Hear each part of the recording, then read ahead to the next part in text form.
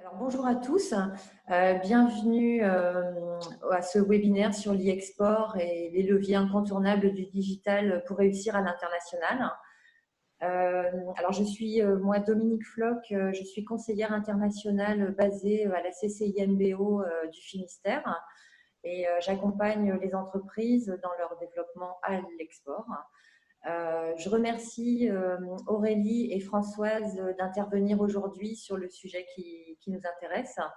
Alors, Françoise Jeunesse est consultante en marketing digital et développement commercial. Et Aurélie Beaupel est experte en transition numérique. Donc, Aurélie et Françoise, vous me dites si j'ai oublié quelque chose.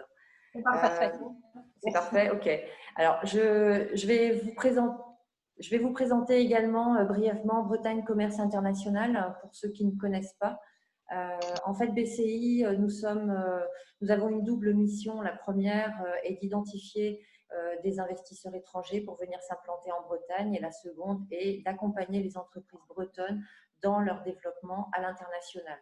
Donc, nous sommes 40 personnes basées sur le territoire breton avec des chargés d'affaires qui sont spécialisés par secteur d'activité et des conseillers internationaux comme moi qui sont en proximité géographique des entreprises. Alors, nous organisons beaucoup de réunions d'information, des webinaires depuis la crise sanitaire, des missions sectorielles et nous avons un événement qui est l'Open de l'international en ligne et qui aura lieu le 6 juillet prochain. Je vous invite vivement à vous inscrire sur la plateforme Open de l'international puisque les inscriptions sont ouvertes jusqu'au 30 juin prochain, donc c'est-à-dire mardi prochain. Alors, il faut se dépêcher. On va dire qu'après le webinaire, vous vous connectez à Open de l'international et vous pouvez solliciter des rendez-vous avec des prestataires. Donc, au total, 112 prestataires qui couvrent 63 pays dans le monde. Donc, c'est vraiment une opportunité pour vous d'aller identifier des marchés potentiels, peut-être vérifier des questions réglementaires ou autres avec des prestataires. Voilà. Donc, saisissez cette opportunité du 6 juillet et en plus, vous gagnez du temps puisque vous restez chez vous. Les rendez-vous sont en visio sur une plateforme bretonne, voilà, qui s'appelle Apizi. Alors, je vais, voilà, pour la petite présentation de BCI. Juste un petit point technique. Seules les conférencières, donc Aurélie, Françoise et moi-même, sommes audibles et visibles.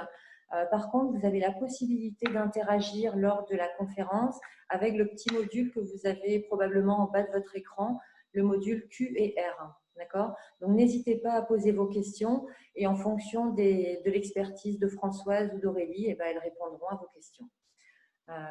Voilà, donc moi j'ai terminé pour ma petite présentation. Merci beaucoup.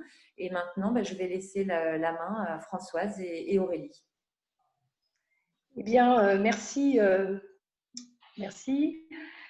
Je suis ravie d'animer ce séminaire aujourd'hui. En fait, je suis Françoise Jeunesse, je suis consultante et j'accompagne les entreprises bretonnes dans leur stratégie marketing digital pour les aider à se développer autant en France qu'à l'international.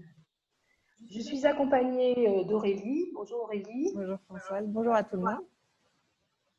Et puis pour le coup, moi, je suis experte en transformation digitale et innovation depuis plus de 15 ans. Donc, ce que nous allons évoquer aujourd'hui, c'est notamment mon quotidien au national en France et à l'international.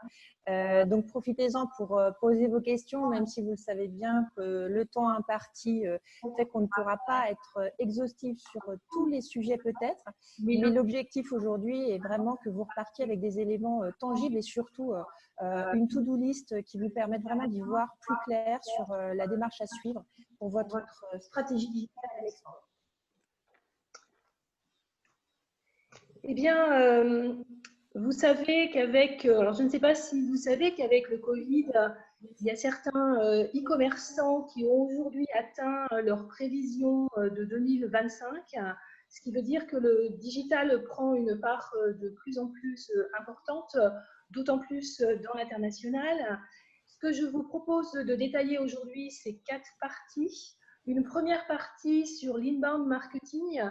En fait, comment faire pour faire venir à soi des leads internationaux. Une seconde partie qui est complètement incontournable sur le référencement, qui dit international, stratégie digitale, dit site internet, et du coup un bon travail à faire sur le référencement. C'est une partie que j'aborderai. Aurélie abordera la partie référencement payant. Et c'est aussi Aurélie qui nous parlera de réseaux sociaux, comment être présent sur les réseaux sociaux à l'international. Et nous terminerons par une partie plus sur l'outbound marketing, à savoir, eh bien, on va sans doute récupérer des adresses de leads, il va falloir entretenir avec eux des relations pour faire en sorte de les transformer bien sûr en clients. Et c'est cette partie que nous aborderons avec quelques conseils pratiques pour pouvoir développer des marchés à l'international. Alors, qui dit international dit sans doute pour vous une problématique assez complexe parce qu'on vous demande de développer des pays sans trop investir, en sachant qu'au démarrage, on n'a pas forcément toute la connaissance dans le pays, on a peu de présence dans le pays. Par contre, c'est important de ne pas se tromper sur les pays test sur lesquels on va démarrer. Et bien sûr, le souhait, ça va être après de capitaliser sur l'expérience du pays test pour pouvoir après dupliquer et l'aménager pour les autres pays. Vous ne serez pas étonnés si je vous dis que les prérequis qui, à mon sens, sont vraiment indispensables, sont d'avoir d'abord une stratégie digitale dans le pays de référence. C'est très complexe quand je suis face à des clients qui ne sont pas présents de manière digitale et qui souhaitent se développer simultanément dans plusieurs pays européens. Pour moi, il faut d'abord avoir capitalisé sur une expérience qu'on parle de test and learn, pour savoir ce qui fonctionne, ce qui ne fonctionne pas. Bien sûr, on ne va pas démarrer dans un pays sans avoir plein d'informations et des informations fiables sur le marché cible. Alors, je pense que Dominique est bien placée pour le savoir. Ça doit sans doute être une de ses... elle intervient sur le sujet dans les entreprises. Ouais. Analyse du marché pour savoir où vous mettez les pieds, parce que, bien sûr, il va falloir personnaliser votre approche. Qui dit analyse de marché dit aussi définir ce qu'on appelle des personas, c'est-à-dire définir des portraits robots types de cibles que vous souhaitez atteindre. 2-3 cibles sur un pays, et cette connaissance, vous l'aurez peut-être en vous déplaçant sur des salons, peut-être avec des VIE, peut-être avec des agents. En tout cas, il est très important pour vous, au préalable, de dresser le portrait robot des personas que vous voulez faire venir. C'est quoi leur profil? À quel type d'entreprise ils appartiennent? C'est quoi les process d'achat?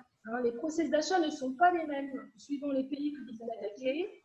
Quelles sont leurs habitudes? L'important, c'est de savoir comment vous allez pouvoir les toucher. Et ça me paraît complètement indispensable avant d'entamer tout développement sur un pays. Du coup, si je résume, et là j'en aurais terminé pour l'introduction, première chose, bonne connaissance de vos personas. Par rapport aux personas, à leurs besoins, vous allez définir une offre différente, bien sûr, des concurrents. Du coup, vous allez aussi analyser votre environnement concurrentiel. L'important va être de poser les bases pour créer une bonne marque à l'international pour que vous ayez toutes les chances de réussir. Quand vous aurez fait ça, effectivement, eh bien, on va pouvoir démarrer plus sur de l'inbound. Alors, l'inbound, qu'est-ce que c'est pour ceux qui ne sont pas familiers à ça? C'est une technique, alors c'est un aimant que nous allons créer pour faire en sorte de faire venir à nous les leads. Donc, du coup, les prospects vont s'intéresser à notre marque et derrière, on va développer partie inbound. Inbound, à la différence de l'outbound, qui est par exemple des emails à froid, des spams, des appels téléphoniques avec des listes de prospects, qui sont des techniques qu'on utilise beaucoup moins aujourd'hui, qui sont beaucoup moins efficaces. Donc, sur l'inbound, on a quatre phases qu'on va détailler là par la suite. On a une première phase qui est la visibilité. Comment je fais pour pouvoir être repéré? On a une seconde phase qui va être comment je fais pour faire en sorte que mon suspect, alors je l'ai appelé suspect, hein, c'est un prospect froid, que mon suspect qui m'a récupéré cherche des informations, qu'est-ce que je peux, voilà, c'est la technique de l'aimant, qu'est-ce que je vais pouvoir lui proposer pour faire en sorte qu'il me laisse ses coordonnées parce qu'il est intéressé pour en savoir plus. Troisième étape, c'est l'accompagnement à la conversion où je vais transformer mon prospect en client, bien sûr, si tout se passe bien. Et dernière étape, qui est l'étape de la recommandation, où je vais faire en sorte que mon client devienne un ambassadeur. Pourquoi l'inbound c'est intéressant sur l'international? Parce que ça nous permet d'avoir des contenus qui vont être différents suivant les pays qu'on va attaquer. Ça va nous permettre en plus de faire des tests qu'on va pouvoir dans un premier temps piloter de la France. On va générer des listes et puis on va apprendre en faisant. Donc, première étape, pour être visible. Donc, il va falloir trouver les moyens pour que vos prospects vous trouvent quand ils vont taper les mots qui vont être les bons mots dans les moteurs de recherche. Donc, on va les intéresser par rapport à nos contenus. Et les contenus, c'est sur plein d'endroits différents. Bien sûr, ça va être sur un site internet. Éventuellement, ça va pouvoir être sur une page d'atterrissage, parce qu'on n'a pas forcément créé de site, mais on a des pages d'atterrissage dans les pays qu'on souhaite développer. Ça va être dans les réseaux sociaux ou ça pourra être dans des blogs. Deuxième étape, les prospects vont trouver. Maintenant, le challenge va être de leur proposer des contenus, moyennant quoi ils vont laisser leurs coordonnées. On a un certain nombre d'hameçons possibles. Alors, je crois, Aurélie, que tu peux peut-être illustrer quelques manières d'aller attirer les prospects. Dans tous les cas, c'est de se souvenir qu'en stratégie digitale de communication, en tout cas, il faut presque parler de tout sauf de ce qu'on a à vendre. J'exagère à peine. Mais notamment en imaginant différents formats de contenu, ça va vraiment attirer ce futur client final, mais aussi tous les intermédiaires dont certains ne seront jamais que vos vecteurs de communication. Mais là, grâce au digital, ça peut aller très très vite. Et typiquement, voilà, moi j'ai un client qui, en décidant de produire un livre blanc, alors le livre blanc, on l'entend à toutes les sauces, c'est un mot, qu'est-ce que ça veut dire? En gros, c'est un recueil d'informations, soit de témoignages, soit d'expertise sur un sujet précis. Et en fait, n'importe quelle entité est légitime pour en créer. Bien évidemment, je vous invite à en créer qui soit le plus pertinent possible, mais pourquoi ne pas solliciter vos partenaires ou certains clients ou pourquoi pas d'autres parties prenantes, les inviter à produire sur votre thématique de produit ou de service du contenu qui pourrait être sur la prospective, si vous êtes dans le secteur de l'agroalimentaire ou de l'agriculture, en prospective, on peut imaginer déjà 2050 sur plein de sujets. Vous faites un recueil de tout ça. Ça peut être en format texte que vous diffusez en numérique, mais comme ça peut être en format vidéo dont vous avez plus de certitude qu'ils seront consultés. Et on va le voir après, mais vous pourriez même faire des campagnes de publicité pour inviter à ce qu'on télécharge ce livre blanc, par exemple. J'ai un client qui a découvert qu'en faisant des infographies relatives à la satisfaction client, on avait fait des enquêtes auprès de ses clients avec une dizaine de questions et pour connaître le taux de satisfaction. Quand on a vu que c'était très pertinent, là, on était dans une start-up dédiée à la tech en agriculture. On a réalisé des infographies, donc ce sont ces visuels qui vous permettent de rendre un peu plus accessible un niveau d'information qui pourrait se retrouver en texte, mais qu'on rend visuel. Et là, typiquement, on a réussi à mettre des verbatim, donc des témoignages de clients confirmant qu'il y avait un taux de satisfaction pertinent, et à chaque fois avec une spécificité particulière sur quelle réactivité, grâce avec vous, j'ai pu réactiver mon capteur cellulaire qui ne fonctionnait plus, etc. Et c'est finalement donner à voir énormément d'autres contacts qui vous êtes, d'où vous existez, à quel point avec vous les choses sont claires, et du coup, en plus, d'autres parlent de vous en bien. Donc, généralement, ça va générer du clic sur votre infographie, que vous l'ayez envoyé par newsletter, que vous l'ayez affiché sur votre site web en relayant sur les réseaux sociaux, ou que vous ayez directement mis ça sur les réseaux. J'aurais plein d'exemples, mais je vais respecter le temps imparti. Alors, moi, j'en ai un autre complètement concret qui fonctionne bien. Il s'agit d'un site de l'entreprise Rouet qui est du côté de Morlaix, dont la cible sont les jardineries et les paysagistes, les architectes paysagistes qui doivent installer des massifs. Ils viennent d'installer dans la page, alors là je suis sur la page, ils vendent toutes sortes de produits, là je suis sur la page sur les agapanthes, et sur la page sur les agapanthes, ils ont 30 agapanthes différentes. Ils proposent de télécharger un petit book qui donne toutes les variétés.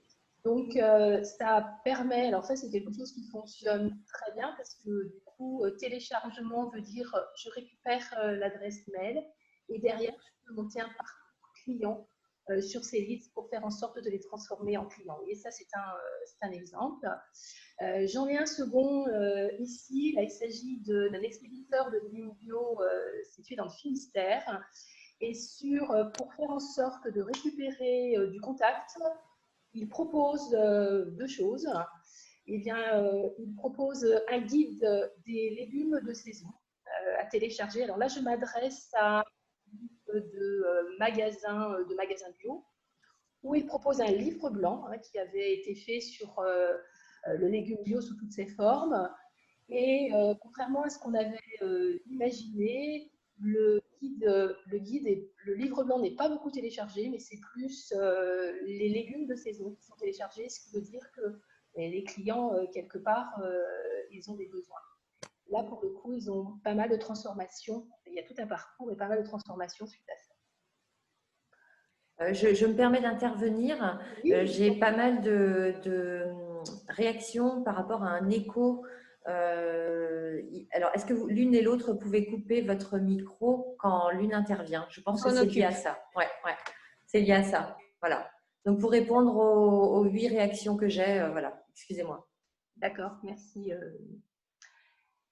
Donc, l'étape qui va suivre, c'est l'étape où on va convertir, c'est-à-dire qu'on va faire en sorte de transformer ce client potentiel en prospect tiède en lui envoyant, quand il va avoir téléchargé ou un livre blanc ou une infographie. Et après, on va monter tout un parcours pour faire en sorte de le transformer en client. Pour que les choses soient concrètes, j'ai repris ce même exemple chez Rouet, où voilà le parcours client qui est suivi à partir du moment où le client laisse ses coordonnées. On commence par envoyer une manager letter. Alors, le manager letter, en fait, là, c'est une vidéo du dirigeant qui parle de son activité, de ses valeurs et de ce qu'il est. Quelques jours après, on envoie des témoignages clients pour montrer qu'on est compétent sur le sujet. Là, en l'occurrence, bien sûr, témoignage client dans la langue du prospect. Sur ces deux premières parties, on a des taux d'ouverture qui varient entre 40 et 50%, ce qui est énorme. Un peu moins de succès après sur les métiers, parce que dans la mesure où cette entreprise a plein de métiers différents internalisés, c'est important de le montrer. Donc, on a des taux d'ouverture qui sont un peu moins importants. Et puis après, En fonction en fait, des réactions des clients, des taux d'ouverture, quelqu'un qui va ouvrir 2 fois, qui va ouvrir 3 fois, et bien après, ils prennent leur téléphone pour faire en sorte de mieux connaître le besoin du client et pour les rentrer dans un process de conversion normal. Sinon, il y a un certain nombre d'étapes qui ont été prévues. On va parler de blog, d'innovation par rapport au marché, des services et de la manière dont on prépare les commandes. Voilà un exemple concret de parcours client qui fonctionne bien. Et là, je suis typiquement dans une démarche d'inbound marketing. Dernière étape, eh bien, on va espérer que tout se passe bien. On a transformé notre prospect en client. Ce qui va être intéressant, c'est d'inciter nos clients à devenir les ambassadeurs. À ce sujet, je pense, Aurélie, que tu peux peut-être témoigner sur tes enquêtes satisfaction. Alors, même sur autre chose que des enquêtes de satisfaction, la notion d'ambassadeur, quel que soit son secteur d'activité, quel que soit le type de produit et qu'on soit en B2B ou autre chose, il est impensable d'avoir une stratégie digitale dans laquelle vous n'incluez pas la notion d'ambassadeur. Et ce qui fonctionne particulièrement bien, c'est la notion de faire des vidéos dès que vous le pouvez. C'est-à-dire que même quand vous êtes une entreprise naissante ou au contraire quand vous êtes une entreprise qui a une véritable histoire, il faut absolument aller piocher parmi vos clients pour avoir des témoignages en vidéo qui seront toujours moins d'1 minute 30, qui permettent de comprendre qui intervient, de qui il s'agit, pourquoi ils ont apprécié votre produit ou votre service et pourquoi surtout ils le recommanderaient. Ne pas faire ça, c'est juste se priver de capitaliser sur une manne que vous avez et qui est tellement évidente pour vous que vous ne la mettez pas en valeur.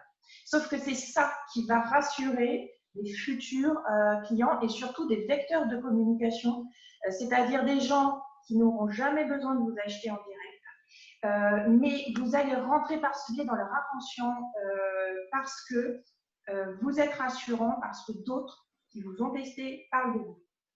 Voilà, c'est un exemple. Et ça, je le fais aussi bien qu'on soit dans le retail, dans le commerce, que dans le service, et dans tout secteur d'activité, même si le dernier en date, c'est du service numérique qui a mis ça en place et a vu en 3 interviews, témoignages de clients, les retombées en termes de messages privés entrants, leur demandant, pas directement du rendez-vous, mais leur demandant plus d'informations et rebondissant en fait sur ce qu'avaient dit les ambassadeurs dans les vidéos. Donc ça veut dire aussi que derrière, il faut penser tout un process sur on est réactif, on va répondre à tous ces messages privés et qu'est-ce qu'on enclenche? C'est forcément les rendez-vous en one-to-one pour bien sûr aller beaucoup plus loin et signer du devis et du contrat. On garde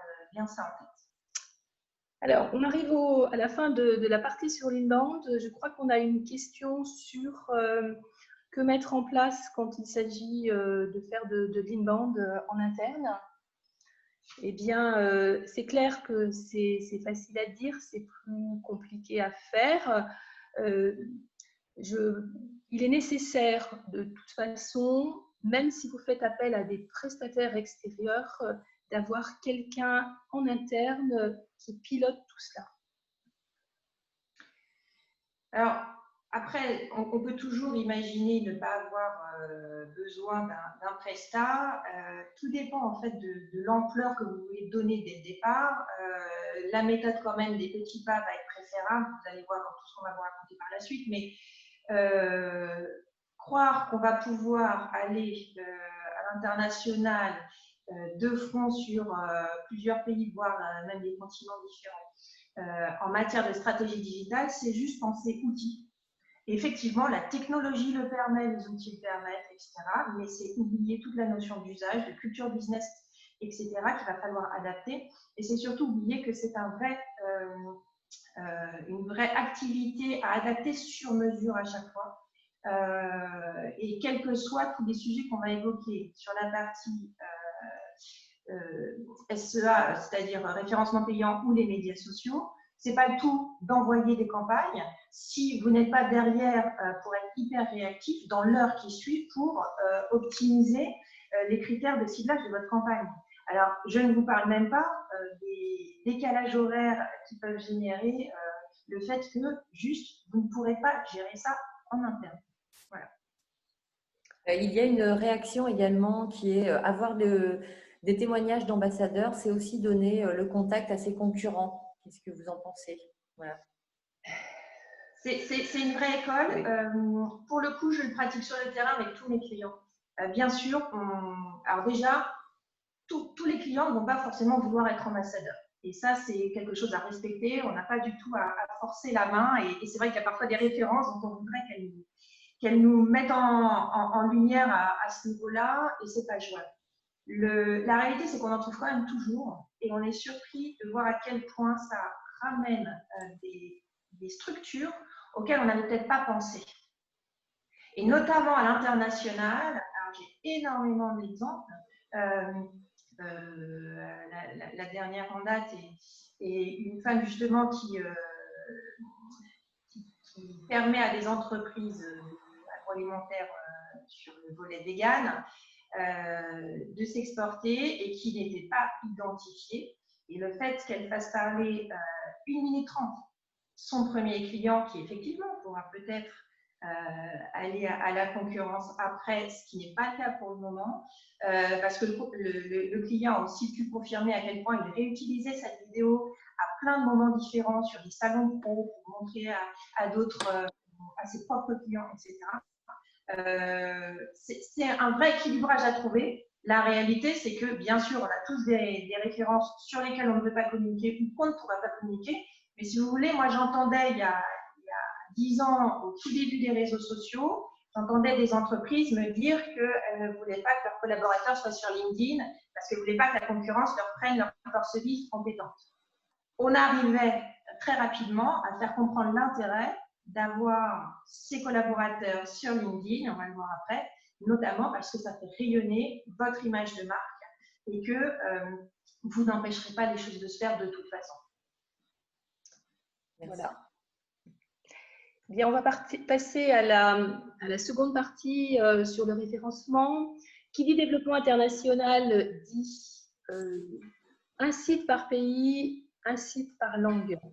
Il ne s'agit pas de traduire le site français et de créer un sous-domaine. Vous ne serez pas référencé, enfin, c'est hyper compliqué d'être référencé sur l'international. Je prendrai l'exemple d'un site internet marchand français situé du côté de Lyon qui vend des chapeaux et qui est implanté sur plusieurs pays. Pour vous montrer à quel point c'est important d'aller analyser les recherches qui sont faites des mots pour chercher des casquettes.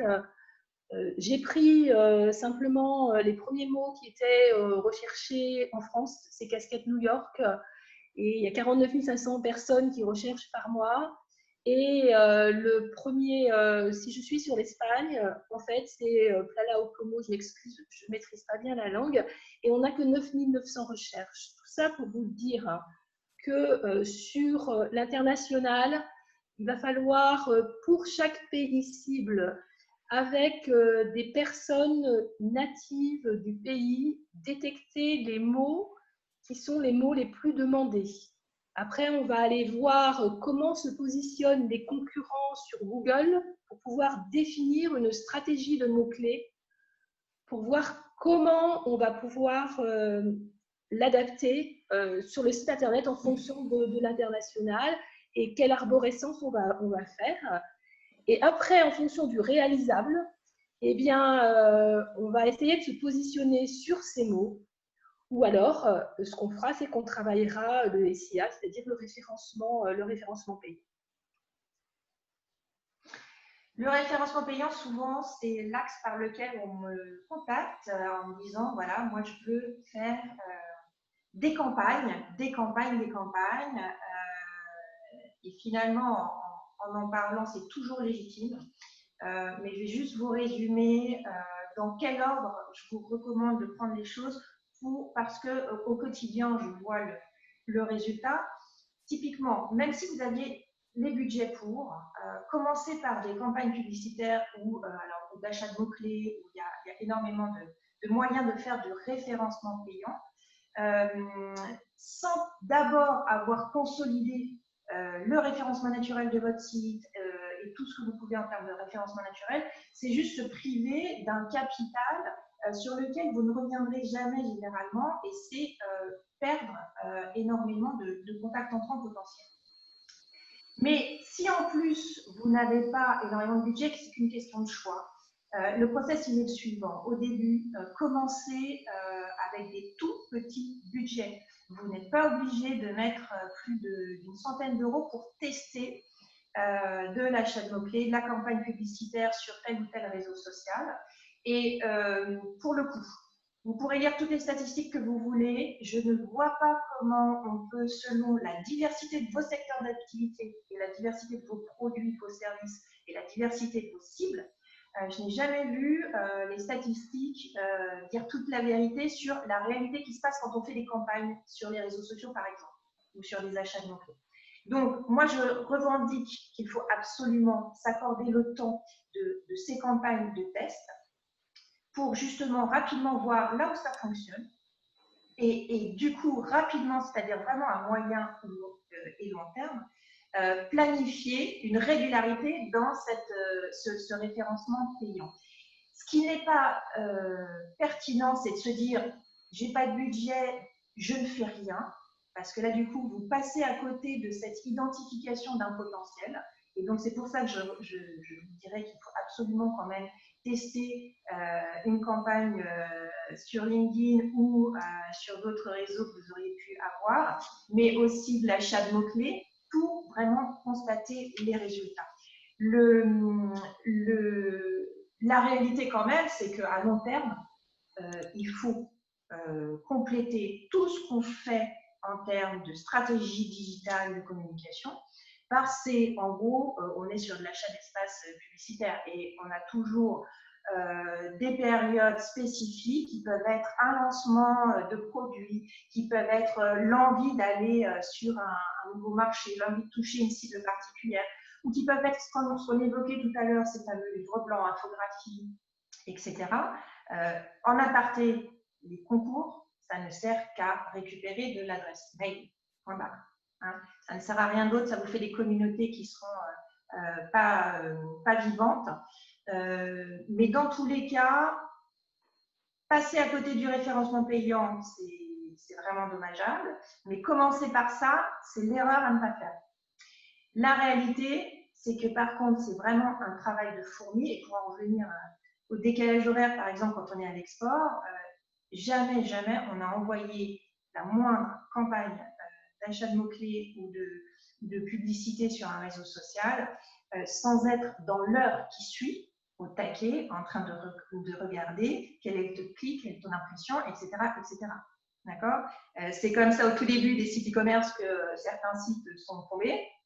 C'est comme ça encore qu'aujourd'hui, quand on fait par exemple une campagne via un influenceur sur un réseau social, il y a des PME qui, dans le quart d'heure, ont leur site qui explose parce qu'ils ont fait appel à un influenceur qui a une communauté de plus de 200 000 personnes et qu'il y en a eu 20 000 en 5 minutes qui se sont connectés à leur site. Donc, c'est contre-productif. D'accord ? Et c'est la raison pour laquelle je vous dirais, s'il y a un endroit où on est dans le test and learn, c'est vraiment le référencement payant.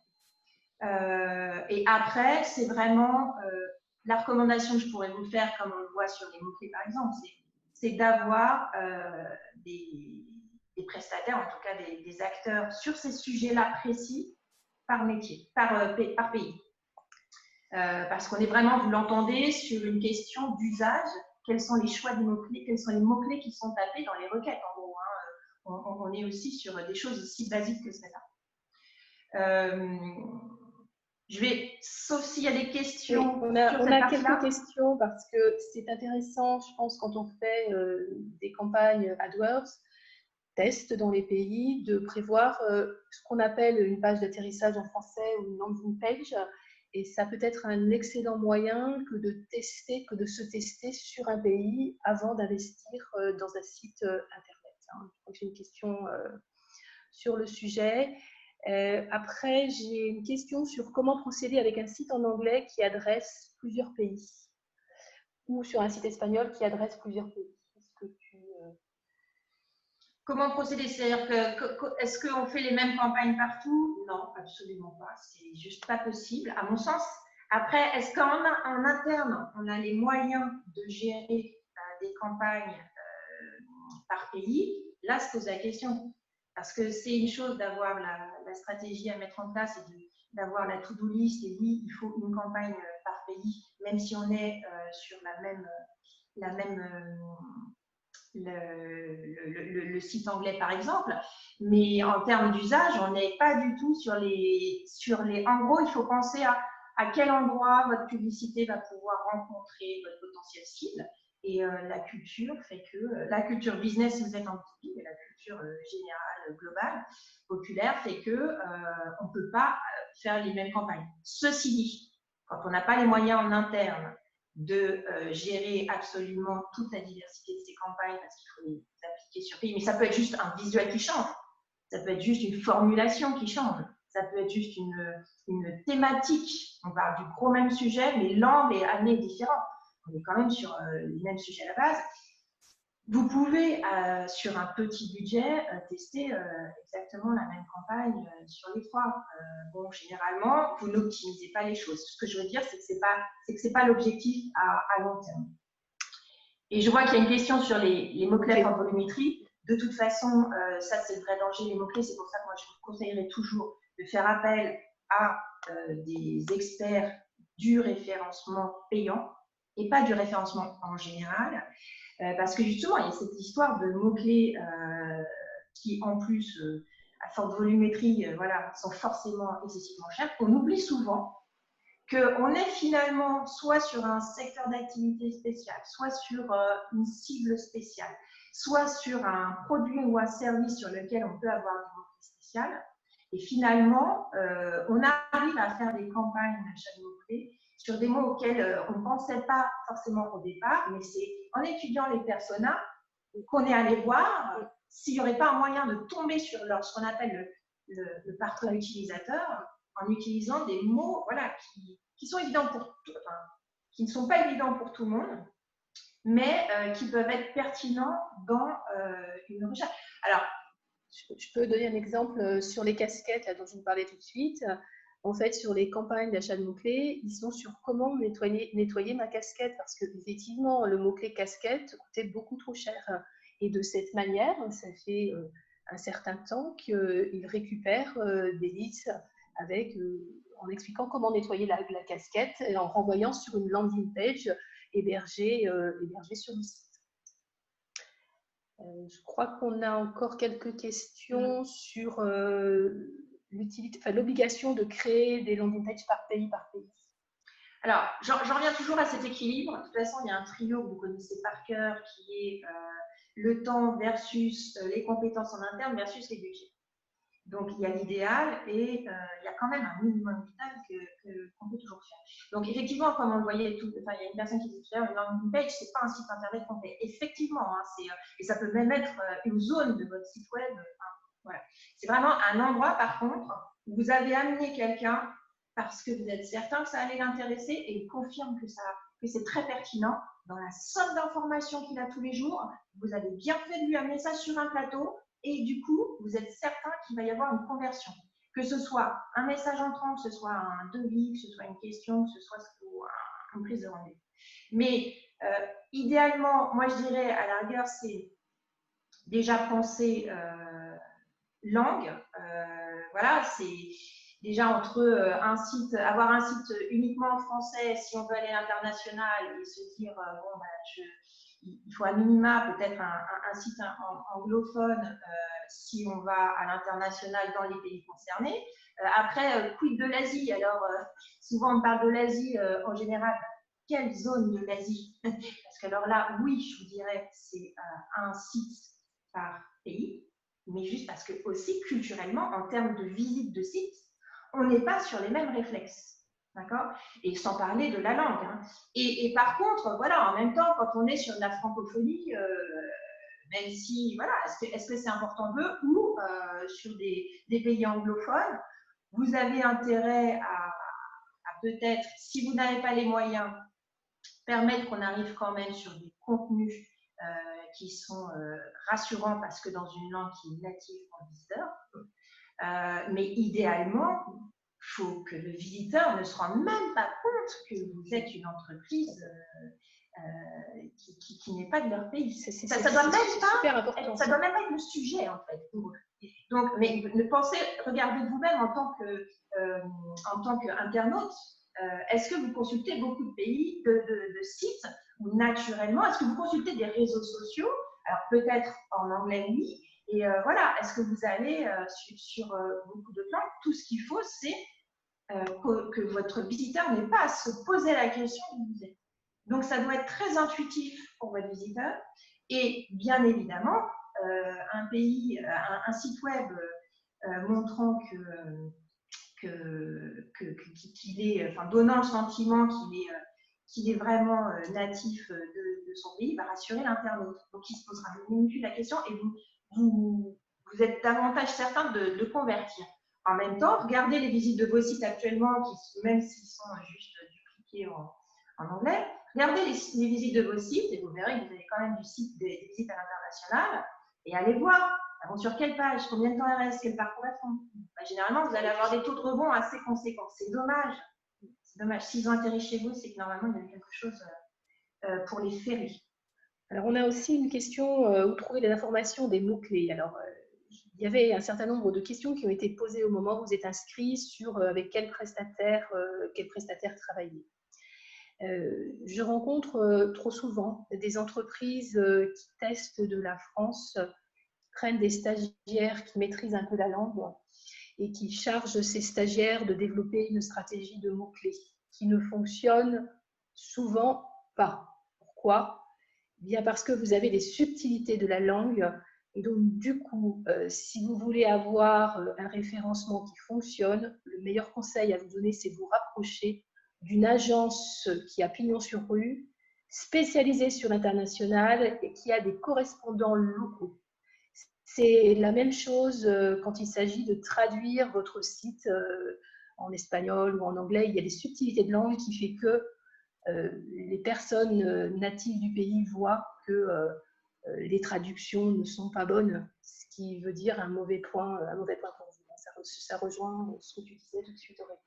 Juste avant de passer à la suite, je réponds aux 3 dernières questions. Recommandez-vous de garder des sites internet en langue native, même si la fréquence mensuelle de visite est négligeable? Alors, typiquement, la stratégie digitale, c'est ça, c'est le test and learn. C'est bien l'avoir fait. Maintenant, vous vous donnez quelle échéance et voilà, ça peut être aussi bien juste 1 an que 3 ans ou 5 ans. C'est ça qu'on peut voir ensemble pour dire, ok, on continue à concentrer de l'énergie quand même un peu dessus, parce que c'est quand même du jour homme d'avoir mis ce site en ligne et de l'entretenir. Et en même temps, je vous dirais, c'est très bien de savoir déjà le nombre de visiteurs mensuels. Effectivement, c'est pas grand-chose. Maintenant, oh là là, qu'est-ce que ça donne comme information pour se dire justement au niveau inbound. Là, vous pourriez utiliser, moi je vous le conseille, pendant 3, 6 et 9 mois, une stratégie éditoriale à fond sur les réseaux sociaux pour voir si vous arrivez à amener davantage de monde sur ce site web. Et puis voilà, au bout de 12, 24 mois, on fait un point sur la rentabilité. Est-ce que ça vaut le coup de l'entretenir vu que visiblement, on n'arrive pas peut-être à interpeller les gens, ou au contraire, on a vu que de faire une vraie stratégie éditoriale sur les réseaux sociaux, ça faisait rentrer du monde. Question suivante. Nous sommes présents dans plusieurs pays anglophones, mais n'avons pas les ressources en interne pour gérer 10 versions anglophones. Comment pouvons-nous plus pertinent? Alors ça prend du temps. Ça prend beaucoup de temps. C'est effectivement ce trio temps, hommes, compétences et budget. Ça, moi, je ne sais pas faire autrement qu'en étudiant déjà tout ce qui a été fait, les résultats, vos enjeux, la concurrence, et puis en trouvant un dénominateur commun qui soit, sur lequel que peut-être vous n'auriez pas encore travaillé suffisamment, hein, et qui peut être vraiment périphérique à votre produit ou votre service ou périphérique à votre cible.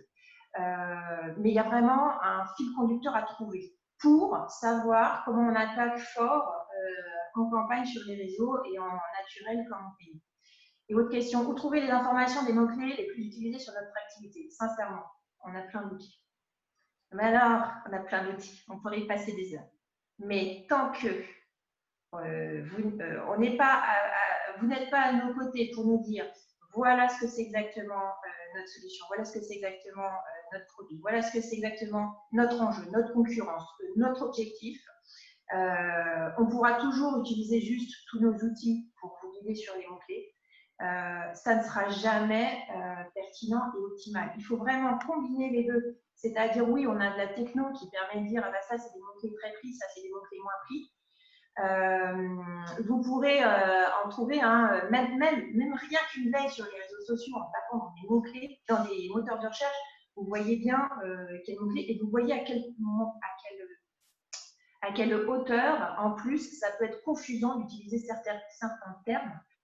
Mais la réalité, ça, c'est que après, une fois qu'on se met d'accord sur des choses, c'est aussi 6 mois de test avant de se dire ah bah finalement, on pensait que, mais les utilisateurs nous disent que ce sont ces mots-là qu'il faut utiliser. Mais c'est ça, quand je dis un travail de fourmi, c'est vraiment on va aller chercher un à un en plus des outils. Juste pour parce que le compteur tourne, on va passer aux réseaux sociaux. Parce que c'est une partie non négligeable de la stratégie digitale, mais j'espère que vous l'aurez compris en partant de cette visio, ça n'est pas la seule. Et bien évidemment, quand on dit je vais être sur les réseaux sociaux alors qu'on n'a pas un beau site ou qu'on a un site mais qui est très mal référencé naturellement, c'est la pire chose que de consacrer du temps et de l'énergie sur les réseaux sociaux alors que vous n'avez pas encore capitalisé sur des outils franchement qui sont des vrais normalement aspirateurs, c'est-à-dire un site web. Vous êtes chez vous, bien sûr, vous êtes chez un hébergeur, vous avez signé un contrat avec lui, vous êtes propriétaire. Rassurez-moi, vous êtes bien certain d'être propriétaire des contenus de vos sites. Question à poser à vos agences. Mais la réalité, c'est que ce site web, c'est à minima ce très beau catalogue où on retrouve tout de façon très claire et pas que avec le nom de vos marques de produits. C'est-à-dire qu'en gros, si j'ai une chaussure qui s'appelle Martine, et qui se trouve que c'est un escarpin, on peut me trouver aussi en tapant dans un moteur de recherche chaussures pour aller danser. Et ben, que vous vendiez des boulons, de la tech, du produit, du service que vous voulez, pensez toujours qu'est-ce que peut chercher réellement quand il ne s'est pas tapé. Mon dernier client est un éditeur de logiciels pour faire la caisse chez les commerçants. Et depuis que on a bossé son référencement naturel en ne mettant pas que les noms de logiciels, mais en mettant le logiciel qui permet de faire la caisse, on a eu énormément de contacts entrants. Et il se trouve qu'en face, les concurrents n'ont en plus pas bien bossé leur propre sujet. Donc, les réseaux sociaux doivent amener dans un premier temps juste à faire que vous existez, vous êtes identifié, on va pouvoir vous parler. Et votre objectif, c'est d'amener sur votre site web pour qu'on comprenne ce que vous faites, pour qu'on achète si c'est un site e-commerce, bien sûr, mais à minima, qu'on s'inscrive dans votre newsletter, qu'on remplisse un devis, qu'on prenne un rendez-vous. Sachez que les sites actuels sur lesquels on ne peut pas prendre de rendez-vous, ça devient de plus en plus vieillot. Quel dommage de ne pas profiter d'énormément d'outils qui, en plus, vous font gagner un temps fou. La deuxième réalité, c'est que les réseaux sociaux vous emmènent sur vos lieux physiques. Vous avez un commerce, vous avez un événement, vous avez un salon pro. Croyez-moi, c'est du boulot en amont, mais vous pouvez tout remplir comme il le faut via les réseaux sociaux. Ça, c'est vrai aussi bien pour la France que pour l'international. Normalement, dans l'absolu, c'est en publiant tous les jours sur différents réseaux sociaux, mais là où sont vos cibles ou vos intermédiaires qui pourraient être vos meilleurs vecteurs de communication. La réalité, c'est qu'il faudra rapidement optimiser son temps, si c'est vous qui le faites en interne, avec des outils de community management et des outils de production de contenu, par exemple. Sachez que quand je vous parle de vidéo, on n'est pas sur des vidéos à 3 ou 6 000 € institutionnels, on est sur la vidéo qui peut être faite avec un micro-cravate, avec un smartphone et qui est dans la foulée montée sur un smartphone est mise en ligne dans le quart d'heure. Donc, la réalité, c'est que ça, c'est vrai sur toute la France. C'est vrai, bien sûr, à l'international. Là où les choses changent à l'international, c'est quels sont les réseaux sur lesquels il faut exister, c'est-à-dire être identifié pour qu'on ait envie de nous parler. Bon, alors, il y a ce que disent les médias, il y a ce que disent ce qu'on veut, il y a la réalité terrain. Alors, oui, en chiffres, en nombre de comptes créés, il y a un top 10, et dans le monde, vous êtes sûr que Facebook, YouTube, WhatsApp, Messenger et WeChat, qui est un équivalent pour la Chine, Weixin en fait, ça c'est le top 5 mondial en nombre de comptes. D'accord? Si vos cibles et vos vecteurs de communication potentiels ne sont pas là, c'est pas la peine d'y être. Et en même temps, j'exagère, parce que dans tous les cas, c'est toujours bien d'écouter, et on dit écouter le bruit, parce qu'il faut écouter l'évolution de la société. Et peut-être que votre cible arriverait à utiliser ces réseaux-là un jour. Dans la suite du top 10, on a Instagram, on a TikTok, on a QQ, que vous n'avez jamais vu et qui est sur la fameuse Asie. Vous avez Qzone, qui est une déclinaison sur l'Asie. Vous avez Sina Weibo, donc Chine. Et par exemple, qui est très utilisé en France et qui est le 11e au top mondial en nombre de comptes, vous avez Reddit. Est-ce que vous avez déjà entendu parler de Reddit? Non, dommage, parce qu'en fait, il y a une vraie stratégie éditoriale à mener là-dessus. Et par exemple, il faut savoir que ce n'est pas un réseau sur lequel vous pourrez faire de la publicité, mais vraiment partager de l'expertise. Ça, c'est le tronc commun, je dirais, mondial. Si vous en teniez à ça, vous feriez fi de vos particularités, de vos produits, de vos services, de votre secteur d'activité et de votre secteur concurrentiel. Bon, sur le Japon, par exemple, il faut connaître des messageries comme Line ou Mixi. Sur la Russie, il y avait un équivalent à Facebook qui est WK. Sur les USA, si vous n'avez pas Telegram, vous passez à côté de quelque chose en tant qu'entreprise. Telegram qui est une messagerie instantanée. Sur l'Amérique latine, bizarrement, Twitter est 10 000 fois plus utilisé qu'en France. D'accord? Cet outil de microblogging qui est assez intimiste en France. Mais en même temps, l'Amérique latine est un exemple type, comme sur la Chine, où il y a des réseaux sociaux locaux et qui sont hyper efficaces, avec des communautés très actives. Et par exemple, en Amérique latine, c'est Ninja. Bon, voilà, on pourrait toujours dire les spécificités, le tout étant qu'il faut faire le lien avec votre secteur d'activité et comprendre si votre communauté est là. Parce que publier, c'est une chose, mais en fait, c'est 40% du temps à y consacrer. La réalité, c'est qu'on veut des interactions. Les interactions, ce n'est pas simplement les likes. Les likes ne valent plus grand-chose en termes de poids sur les algorithmes. C'est surtout les commentaires et les partages qui vont faire que vous devenez viral. Mais les interactions, c'est aussi des contacts entrants. C'est-à-dire que je vous souhaite un maximum de commentaires et je vous souhaite un maximum de contacts entrants. Après, ce n'est pas forcément que des messages qui font plaisir, mais dans tous les cas, c'est les premiers moyens de faire. Et c'est pour ça qu'un exemple d'interaction que n'importe quelle entreprise devrait mettre en place et qui est fait très très régulièrement, par exemple, je l'ai fait pour un groupe de transport à l'international, la prospection commerciale sur LinkedIn, d'autant plus qu'ils ont amélioré leur moteur de recherche. On a une équipe de 15 commerciaux qui ont transposé 20% de leur temps, qui avant étaient terrain et téléphone, en prospection commerciale. Ils ont été formés à LinkedIn, on a transposé ça et ils ont réussi à comprendre l'intérêt d'aller rebondir sur toutes les interactions, c'est-à-dire que ce n'était pas leur job au départ. Au départ, ils allaient voir des prospects. Là, on leur a dit, vous allez voir ce que publie la page du groupe, vous allez voir qui a liké, qui a partagé, qui a commenté, vous allez voir qui c'est, et si potentiellement il y a un business à faire, vous rentrez en contact avec une invitation personnalisée, pas disant juste je voudrais rentrer en contact avec vous, disant exactement pourquoi avec vous ils ne vont pas perdre de temps. D'accord? la réalité, c'est que effectivement, c'est un travail chronophage qui les a déroutés au départ parce qu'en tant que commerciaux, ils y allaient de front, et que là, il faut ce temps de découverte des personnes qui ont interagi autour de nous. D'accord ? Donc, il y a énormément de choses à faire avec les réseaux sociaux qui, en fait, montrent que la partie publication, c'est juste le prétexte. Tout le gros boulot reste à faire derrière. Et là, il faut vraiment avoir mis des process en place. C'est pour ça que, typiquement, il faut penser au quotidien une stratégie digitale qui vous permet, en termes de contenu, de créer ce qu'on appelle le hub, c'est-à-dire de tisser votre toile toujours davantage. Vous devez tous les jours faire que vos comptes entreprises et vos comptes en vos noms et prénoms se mettent en lien avec d'autres entreprises si vous êtes en B2B et d'autres personnes physiques si vous êtes en B2C.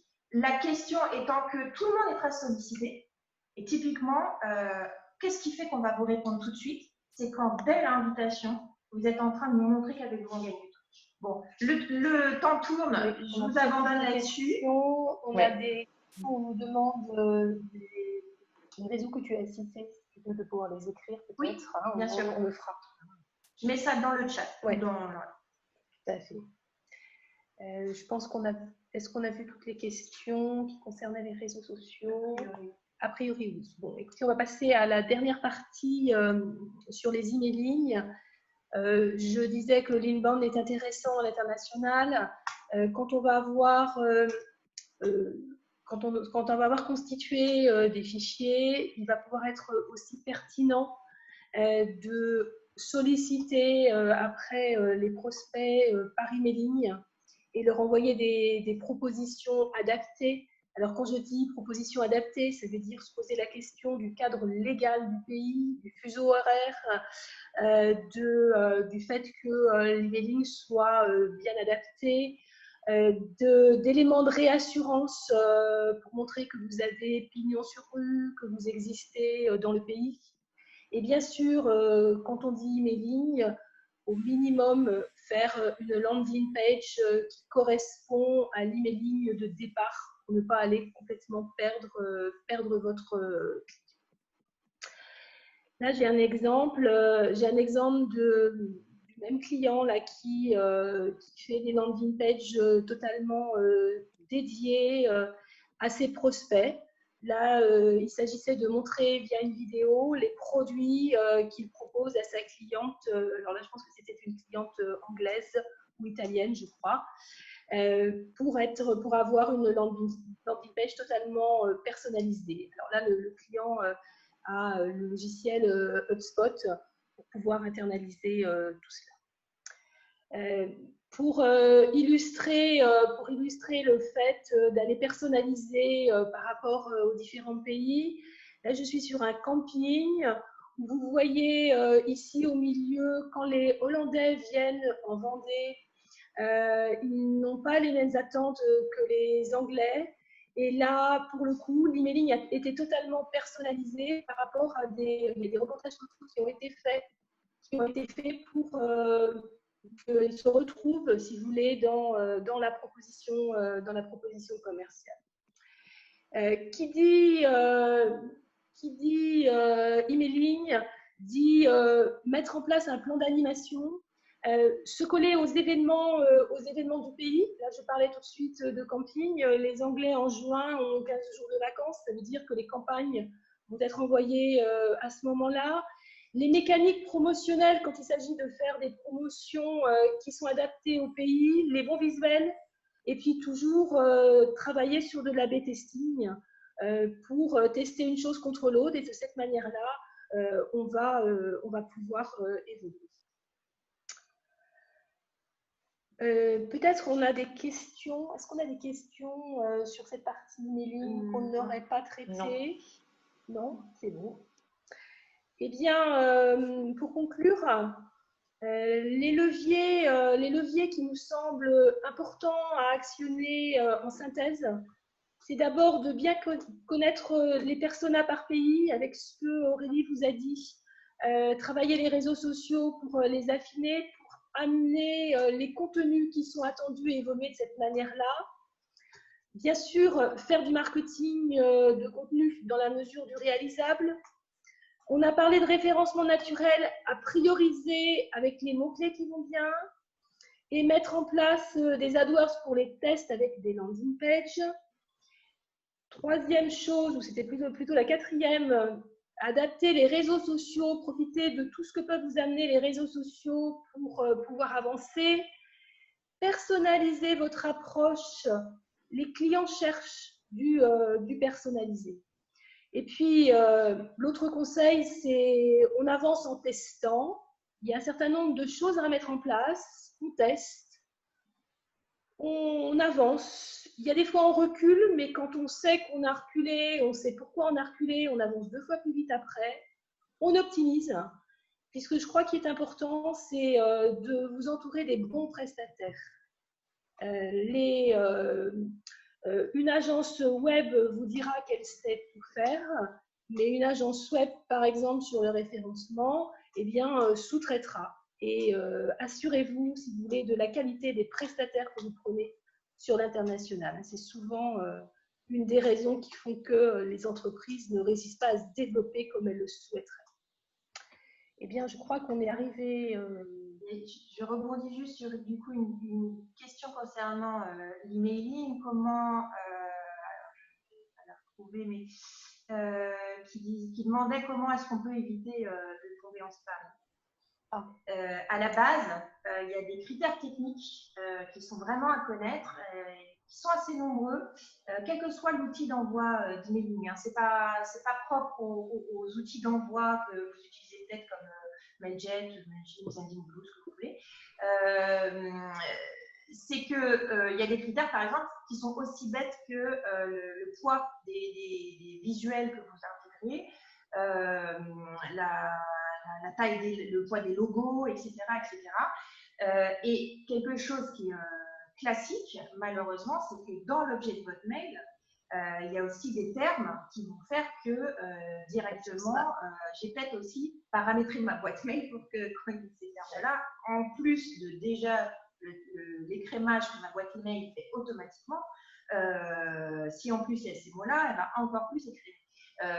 Et juste pour finir sur les mails, on arrive à faire monter vraiment en forte proportion les taux d'ouvrage d'ouverture d'un mailing, juste avec un objet de mail qui donne la sensation à la personne qui la reçoit et qui a reçu 500 mails aujourd'hui, que vous lui enlevez une épine du pied ou que vous lui apportez vraiment une solution parmi, je le redis, cette foule d'informations que tout le monde reçoit tous les jours. Donc ça aussi, il y a des petits critères techniques pour ne pas tomber dans les spams. Et après, malheureusement, ça reste quand même quelque chose à faire. On va jusqu'à vraiment étudier, parce que les outils vous disent qui n'a pas reçu. Et il y a vraiment les raisons purement techniques, et puis il y a des raisons qui sont parfois la boîte mail du destinataire était pleine. Vous pouvez avoir cette information-là et ça vaut vraiment le coup des personnes. Enfin, c'est vraiment du travail de fond, mais il y a des moyens techniques.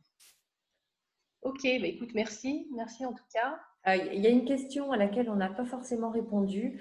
Alors, une entreprise est présente dans plusieurs pays anglophones et du coup, c'est compliqué en interne d'avoir diversion anglophone. Donc, comment faut-il faire pour être le plus pertinent possible avec une version anglaise générale? Alors, c'est ce que j'évoquais tout à l'heure, c'est à mon sens, quand on est dans ces problématiques-là de rééquilibrer notre temps, budget, compétences, il faut absolument trouver un dénominateur commun sur lequel on va établir et baser vraiment notre stratégie éditoriale digitale. Donc, la stratégie éditoriale, c'est ne croyez pas que le seul sujet dont vous ayez à parler, ce sont vos actualités, votre produit et votre présence sur le prochain salon, je ne sais quoi. Bien sûr, ça, c'est déjà bien, on comprend qui vous êtes comme ça, mais c'est surtout tout ce qu'il y aurait de périphérique, depuis vos différentes parties prenantes, en passant par de la veille prospective que vous partagez. Et par exemple, pour quelqu'un qui n'a pas envie, une structure qui n'a pas envie de faire témoigner ses clients ou ses partenaires, par exemple, un très très bon moyen d'attirer du monde. Et ça, c'est un dénominateur commun, quels que soient les pays, c'est de partager une veille qui soit vraiment pertinente, que vous allez reformuler, sur laquelle vous allez apporter votre valeur ajoutée. Donc, soyez en prospective. Il y a tous les sujets permettent d'être en prospective, qu'on soit dans l'agriculture, dans l'agroalimentaire, dans l'industrie, dans le commerce, absolument tout. Mais il faut y montrer un intérêt et surtout, il ne faut pas prétendre être le technicien avant-gardiste. Il faut vraiment, par contre, prétendre être l'expert qui est toujours au fait des dernières actualités techniques sur son sujet. Ça peut être un vrai lecteur. Et avec une veille, vous partageriez, même si c'était que 2 fois par mois sur LinkedIn, vous allez peut-être être une structure que je vais suivre parce que vous m'évitez d'avoir à faire cette recherche. En plus, vous apportez du contenu, du commentaire qui va me faire me souvenir de vous comme étant clair et apportant de la valeur ajoutée sur un sujet qui a priori vous m'intéresse. Et donc, c'est comme ça que vous rentrez dans l'inconscient et c'est comme ça qu'on va vous recommander ou voire on va directement faire appel à vos services. Très bien. Voilà. Dans tous les cas, juste pour terminer, c'est que sur tous les points qu'on a évoqués, comme le disait Françoise, c'est vraiment cet aspect, nous on le sait au quotidien, c'est une évidence, à chaque fois, on est en train de tester. On reteste ce qui a fonctionné et en fait, on est en train d'ajuster systématiquement, vraiment sur mesure, à votre secteur d'activité, à votre entreprise et à ce que dit le terrain. Tant que votre site n'est pas suffisamment vu, c'est voilà, est-ce qu'il est bien référencé naturellement? Est-ce que une fois qu'il est bien, est-ce que on communique quand même suffisamment sur les réseaux? Si on communique, pourquoi est-ce que les gens ne le partagent pas? Pourquoi on n'a pas de contact entrant? Pourquoi on n'a pas de questions?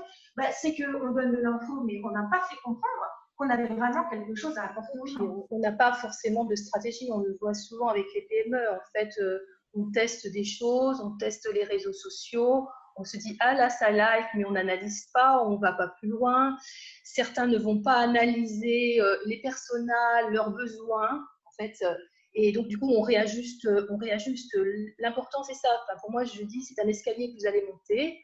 Cet escalier, mais avec l'aide d'agences spécialisées ou de gens qui sont experts, vous allez monter les marches plus vite.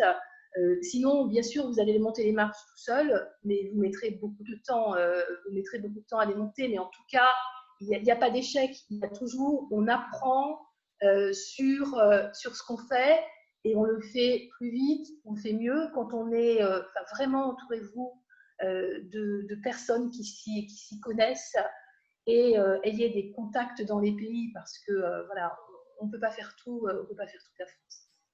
Et la notion de stratégie, en fait, là-dedans, c'est pas juste pour dire qu'il faut avoir pensé les choses absolument. C'est effectivement, il faut les avoir pensées. C'est parce que le digital, vous le savez tous, va être très chronophage. Ça va prendre énormément de temps. Donc, typiquement, pourquoi est-ce qu'on monte une stratégie éditoriale pour les réseaux sociaux? C'est pour, à un moment, ne plus avoir à réfléchir chaque jour sur ce qu'on va mettre en ligne, etc. C'est avoir mis en place vraiment à court et moyen terme, des plans de publication et avec un système de reporting hebdomadaire qui fait qu'on réajuste vraiment au jour le jour. L'idée étant que non, les réseaux sociaux, ça ne peut pas vous garantir de vendre. Par contre, ça peut vous garantir d'avoir des contacts entrants. J'ai énormément d'exemples de sociétés qui pensaient connaître tous leurs segments cibles, par exemple, et les réseaux sociaux, ça leur a fait découvrir un nouveau secteur de clientèle qu'ils n'avaient pas identifié avant, mais dont ils n'avaient pas forcément non plus besoin.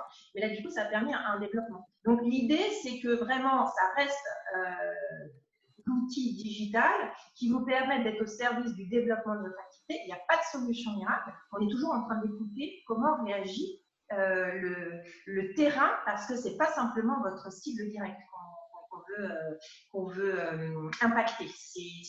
C'est toute une communauté de gens qui vont se souvenir de vous. Voilà, écoutez. Du coup, maintenant, normalement, vous devez vous projeter davantage à l'international ou en tout cas consolider ce que vous avez mis en place en France, sachant qu'il y a ce qu'on pourrait faire dans l'absolu si on avait des armadas à l'interne et qu'il y a toujours ce minimum vital quand même que vous pouvez mettre en place. Une régularité sur les réseaux sociaux, quand je dis ça doit être tous les jours sur tous vos réseaux, quand on n'a pas les moyens. J'ai des artisans pour lesquels c'est 2 fois par mois et en même temps on a un type de contenu qui est produit et qui est, comme on est sur du flux d'informations, vous n'êtes jamais redondant, vous ne répétez jamais, c'est le même contenu qu'on partage régulièrement jusqu'au prochain chantier, par exemple, quand on est chez un artisan.